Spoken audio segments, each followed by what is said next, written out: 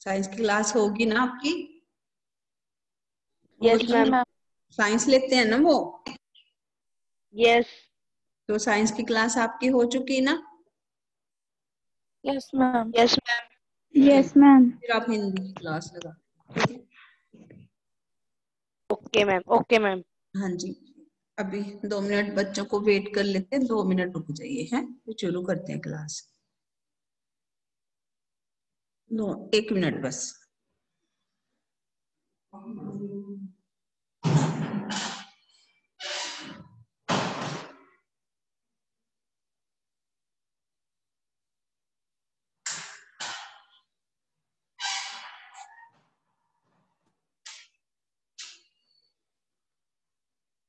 चलिए क्लास शुरू करते हैं।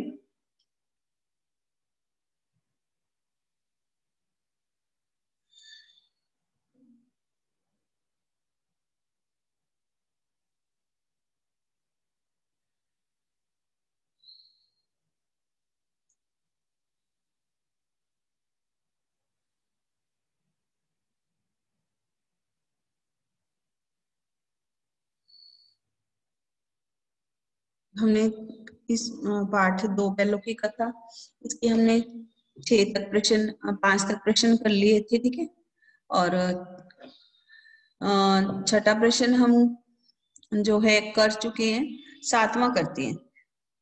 ये इसकी रिवीजन कर रहे हैं हम। अब आपको जो नेक्स्ट पेपर होने हैं, कुछ बच्चों ने इस चैप्टर की रिवीजन जो है नहीं करी थी स्टार्टिंग में, जब फर्स्ट चैप्टर है ये जब किया था, इसलिए मैं इसको दोबारा से समझाने लगी हूँ, ठीक है?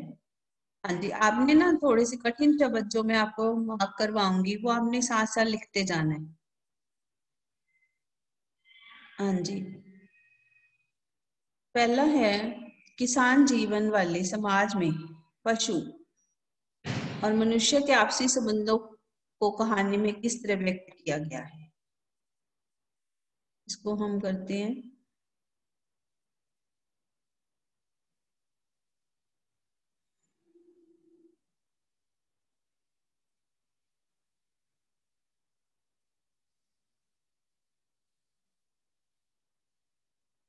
हाँ जी, पशु जीवन वाले समाज में पशु और मनुष्य के आपसी संबंधों को इस कहानी में कैसे बताया गया है। हम कहानी पढ़ रहे हैं 2 बैलों की कथा। 2 बैलों की कथा में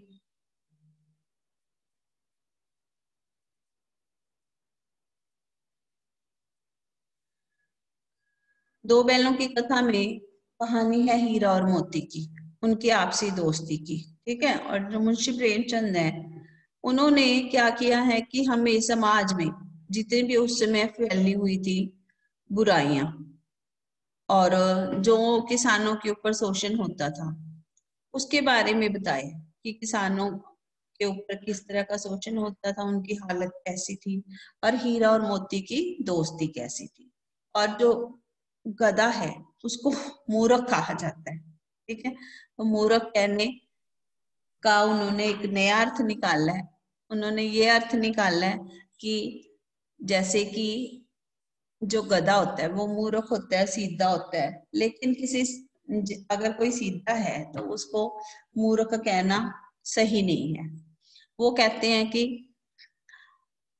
जैसे हमारे ऋषि मुनि हैं, ठीक है, वो भी क्या होते हैं, सरल स्वभाव के होते हैं, शांत स्वभाव के होते हैं, किसी से मतलब गलत नहीं बोलते किसी को, जो मतलब अब संसार में दुनिया में शांत रह करके भगवान की उपासना में लीन रहते हैं। उसी तरह से जो यहाँ पर कहा गया है कि उनको भी मूर्ख शब्द ना प्रयोग किया उनके लिए, बल्कि उनकी विशेषताओं के बारे में बताया। यहाँ पर उनको नेगेटिव नहीं लिया, पॉजिटिव लेकर बात की है। और ये बताया कि हीरा और मोती में बहुत गहरी दोस्ती थी, और हीरा को अगर कोई प्रॉब्लम होती थी या किसी मुसीबत में होता था तो मोती उसकी सहायता करता था। अगर मोती कहीं फंस जाता था तो हीरा भी वहीं पर ही आकर के जो है उसके साथ ही सजा भुगतता था। अगर मोती को सजा मिली है तो हीरा भी आकर के वही सजा भुगतेगा। ये कहानी है इसमें।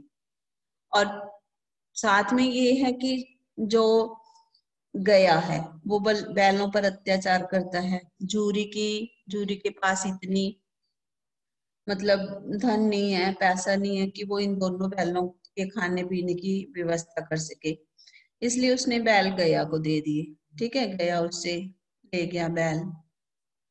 तो गया के पास एक बच्ची रहती है, वो उसके बच्ची के फूफा लगते हैं गया। बच्ची की भी माँ नहीं है तो बैलों के भी मालिक नहीं है, तो दोनों की हालत वो समझती है एक जैसी। अब है कि प्रश्न छठा, औरत जात पर सींग चलाना मना है, ये भूल जाते हो। हीरा के कथन के माध्यम से स्त्री के प्रति प्रेमचंद का दृष्टिकोण क्या है? ये मैंने आपको बताया था कि प्रेमचंद कहते हैं कि उस समय उनको शारीरिक यातनाएं दी जाती थी और उनको दंड दिया जाता था, और पुरुष उनको शोषित करते थे, मतलब उन पर अत्याचार करते थे। समाज में नियम बनाए जाते थे कि उनको पुरुष समाज दंड न दे। मोती, यहाँ पर हीरा और मोती भले इंसानों के प्रतीक हैं, इसलिए उनके कथन सभ्य समाज पर लागू होते हैं। असभ्य समाज में स्त्रियों की प्रताड़ना होती है, मतलब उनको कष्ट दिया जाता है। लेखक नारियों के पक्षधर है, मतलब वो नारियों को सम्मान देना चाहते हैं। जितना पुरुषों को सम्मान मिलना है उतना ही जो है नारियों को भी सम्मान मिलना चाहिए। वे दोनों के पक्षधर है।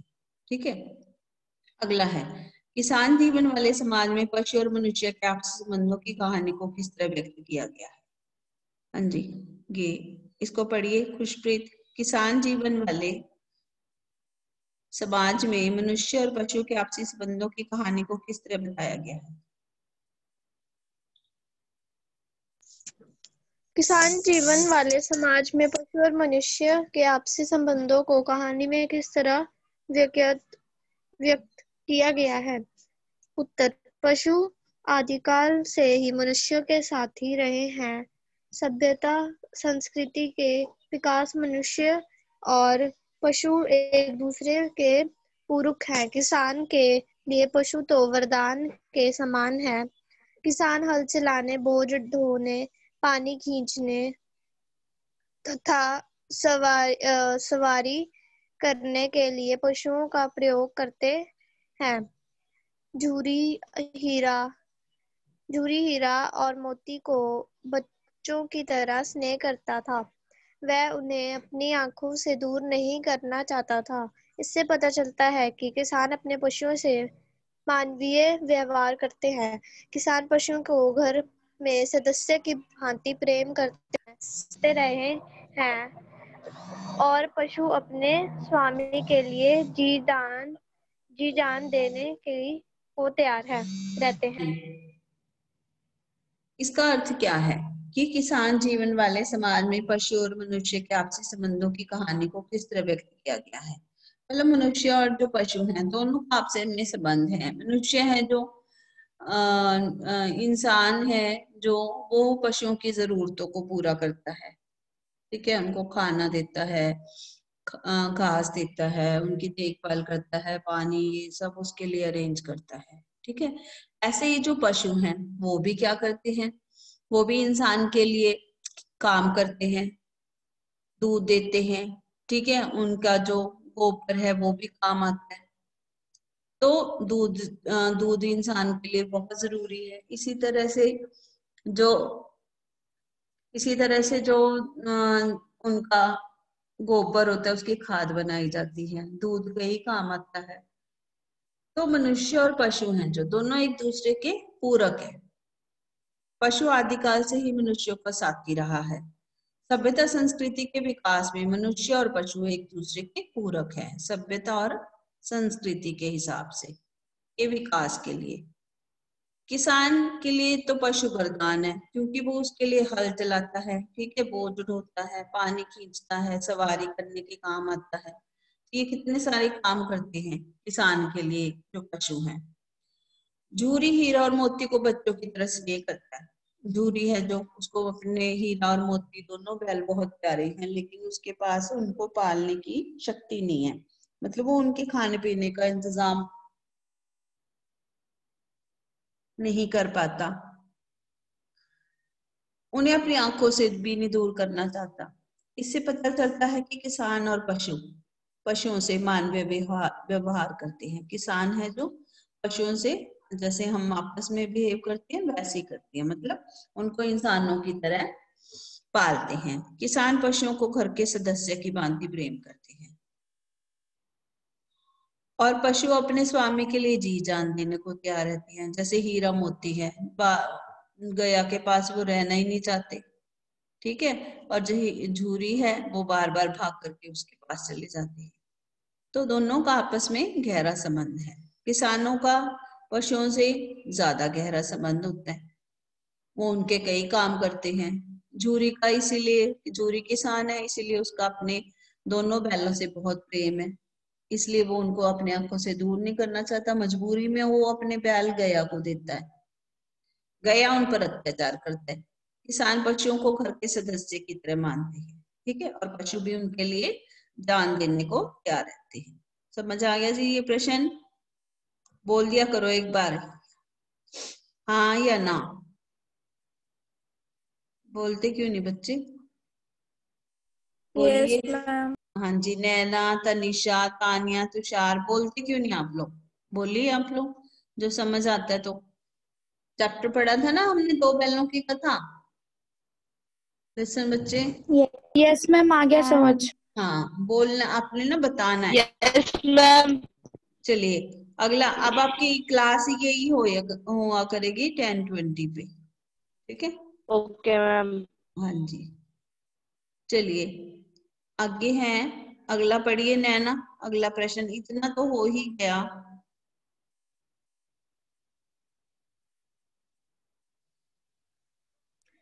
इतना तो हो ही गया कि 9-10 प्राणियों की जान बच गई। वे सब तो आशीर्वाद देंगे। मोती के इस कथन के आलोक में उसकी विशेषताएं बताएं। उत्तर। मोती के उक्त कथन के आलोक में उसकी निम्नलिखित विशेषताएं प्रकट होती हैं। पहला, मोती का स्वभाव उग्र हुए भी वह दयालु था। मोती सच्चा मित्र है। वह मुसीबत के वक्त अपने मित्र हीरा का साथ नहीं छोड़ता। मोती परोपकारी व बुद्धिमान है, तभी तो वह कांजी हाउस में बंद जानवरों की जान बचाता है।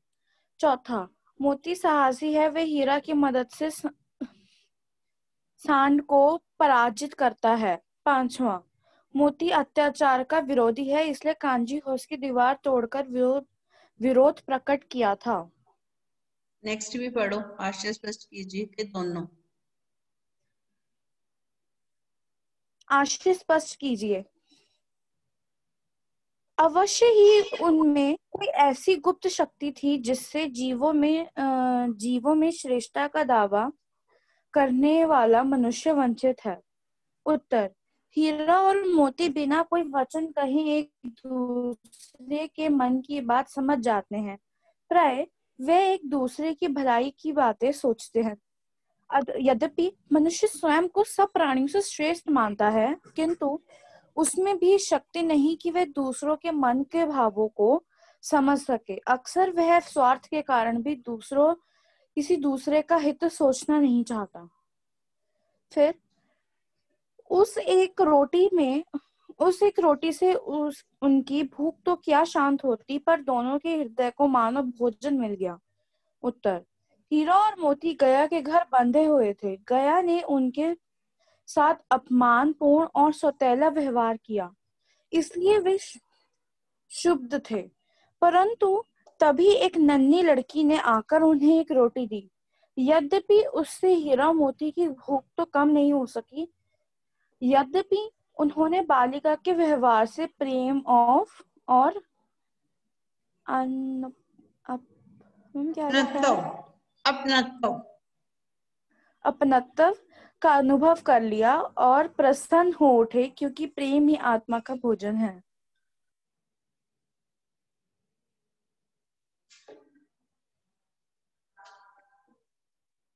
हो गया मैम।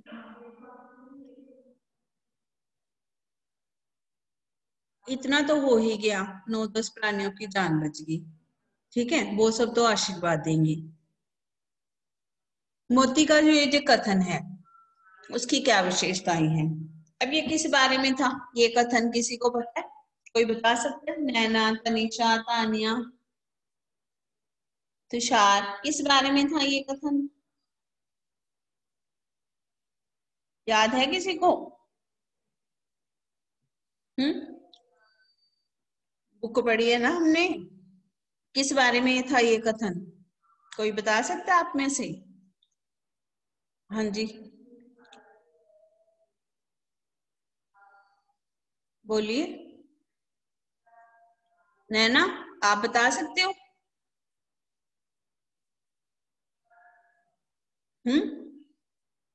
मैम जब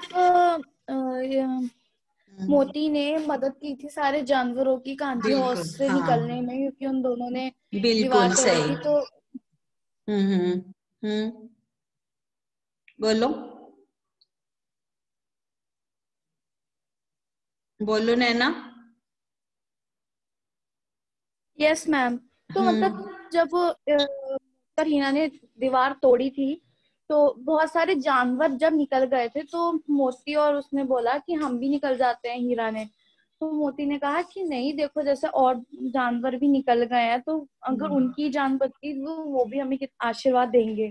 बिल्कुल सही, वेरी गुड। क्लैपिंग होनी चाहिए इसके लिए, नैना के लिए। इतने देर बाद चैप्टर पढ़ा, मतलब बहुत अच्छे से इसको याद है इस लाइन का मतलब क्या था। हाँ जी, क्लैपिंग कर दो उसके लिए, नैना के लिए। Thank you ma'am. बिल्कुल सही। हाँ जी, देखो जब हीरा और मोती वहां बंधे हुए थे काजी हाउस में, तो जो हीरा है वो तो निकल गया था, ठीक है। तो उसने क्या किया, उसको कहा हीरा को भी चलो हम दोनों निकल जाते हैं, ठीक है। लेकिन वो मोती क्या डर रहा था कि मतलब कि अगर निकल गए, पकड़े गए तो बहुत जो है मार पड़ेगी। तो दोनों ने आपस में बात की कि हमारे साथ साथ बाकियों का भी भला हो जाएगा, ठीक है। बाकी 9-10 जो जानवर और बंधे हुए हैं वो भी निकल जाएंगे। तब ये जो है उनके स्वभाव का पता चलता है कि वो दोनों क्या सोचते थे। मोती क्या सोचता था? मोती के कथन के लोक में उसकी निम्नलिखित विशेषताएं प्रकट होती हैं। मोती का स्वभाव उग्र भी था लेकिन दयालु था। मोती सच्चा मित्र है। मुसीबत के वक्त वह हीरा का साथ नहीं छोड़ता, क्योंकि हीरा बंधा हुआ है, मोती भाग गया था, लेकिन फिर भी वो क्या करता है, हीरा की मदद करता है।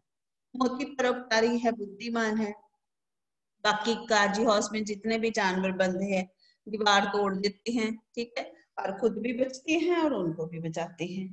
तो ये क्या हो गया, उसके दयालु होने का परिचय मिलता है। फिर साहसी भी है। हीरा की मदद से सांड को पराजित कर देता है। जो उनको सांड मिलता है ना रास्ते में, दोनों मिलकर के उसको मारते हैं, भगा देते हैं। मोती अत्याचार का विरोध करता है, इसलिए काजी हाउस की दीवार तोड़कर विरोध प्रकट किया उसने। मोती का स्वभाव कैसा है? दयालु है, ठीक है। और मुसीबत के वक्त वह हीरा का साथ नहीं छोड़ता, बुद्धिमान है, काजी हाउस में बाकी जानवरों की जान बचाता है, साहसी है, और हीरा की मदद से जो सांड है उसको पराजित भी कर देता है, हरा भी देता है, और अत्याचार का विरोध भी करता है, ठीक है। चलिए अगला प्रश्न करते हैं। आशय स्पष्ट कीजिए। अवश्य ही उनमें कोई ऐसी गुप्त शक्ति होगी जिससे जीवों में श्रेष्ठता का दावा करने वाला मनुष्य वंचित है। आप क्या कहते हैं कि उनमें कोई शक्ति है जो जिससे कि मनुष्य तो श्रेष्ठ कहा जाता है, लेकिन कोई ऐसी शक्ति जो उनके अंदर है और मनुष्य में नहीं है, शायद कोई ऐसी शक्ति से मनुष्य वंचित रह गया है, अलग रह गया है, ठीक है। अब इसका क्या अर्थ है? इसका मतलब है कि हीरा और मोती बिना कोई वजन कहे एक दूसरे के मन की बात समझ जाते थे। अब पशुओं में भी ये चीज होती है कि वो बिना कहे एक दूसरे की बात समझ जाते हैं। आप देखा है, आपने देखा होगा ना, जब एक डॉगी होता है जो, अगर वो अगर वो आवाज करता है तो सारे डॉगी हैं जो भौंकने लग जाते हैं, इकट्ठे हो जाते हैं ना सारे, तो एक दूसरे की आवाज को समझ लेते हैं। ऐसे कोई पक्षी है, अगर वो पेड़ पर बैठा होता है, अगर बिल्ली आ जाती है, ऐसे ची ची ची ची करने लग जाते हैं, आपस में एक दूसरे को समझा देती है। तो मनुष्यों से ज्यादा जो है पशुओं में ये चीज, पक्षियों में ये चीज पाई जाती है कि एक दूसरे की बात बिना कहे समझ जाते हैं। प्राय वे एक दूसरे की भलाई के बारे में सोचते हैं। यद्यपि मनुष्य स्वयं को सबसे श्रेष्ठ मानता है, किंतु उसमें ये शक्ति नहीं है दूसरों के मनोभावों को समझ सके। अक्सर वे स्वार्थ के कारण, किसके कारण, अपने मतलब के कारण, दूसरे का हित सोचना ही नहीं चाहता। और जो पशु हैं, पक्षी हैं, वो एक दूसरे के मन की बात समझ जाते हैं और क्या होता है कि एक दूसरे का भला चाहते हैं। लेकिन जो मनुष्य है वो एक दूसरे की बात भी नहीं समझता, अगर समझ भी जाए तो अपने मतलब के कारण दूसरे का भला नहीं करना चाहता। तो इन चीजों में कौन श्रेष्ठ है, पशु और पक्षी, और मनुष्य इससे वंचित है। आपने देखा ना जानवरों में क्या होता है, दिवांशी देखा है ना पशुओं में, बोलो दिवांशी, हर्षित, आपने देखा है पशु पक्षियों में कभी? देखा है दिवांशी? Yes ma'am. तनिषा देखा है ना पशु पक्षियों में क्या होता है? तनिषा, सभी इकट्ठे हो जाते हैं जब कोई मुसीबत होती है, एक दूसरे को बता भी देते हैं। आपने देखा है ऐसे?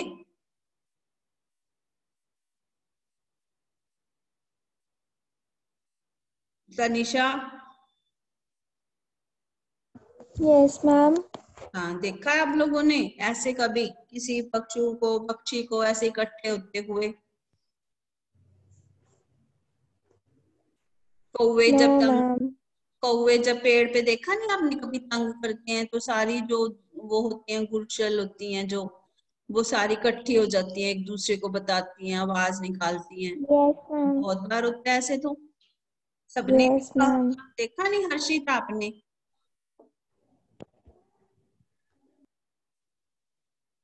तानिया, आपने देखा है ऐसे? Tania Dhiman? Yes ma'am. Yes ma'am. हाँ, कि क्या देखा आपने, पशुओं को कि पक्षियों को? मैम पक्षियों को। हाँ, पक्षियों को। पेड़ पर देखा है, डॉगी को देखा है, डॉगी नहीं करते, एक समय इकट्ठे हो जाते हैं, एक दूसरे के मन की बात, इतनी दूर होते हैं फिर भी एक दूसरे की बात समझ लेते हैं वो, नहीं?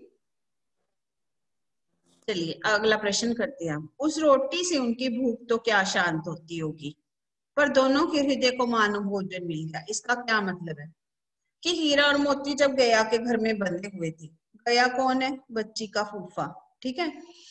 हीरा और मोती जब गया के घर में बंधे हुए थे, गया ने उनके साथ अपमान पूर्ण और सौतेला व्यवहार किया। उनके साथ कैसा व्यवहार किया था, बहुत बुरा, उनको मारता था, खाने को भी नहीं देता था और काम बहुत लेता था, इसलिए वो क्षुब्ध थे। क्षुब्ध क्या होता है, किसी को पता है? क्षुब्ध किसे कहते हैं, बताइए, बोलो, क्षुब्ध क्या होता है?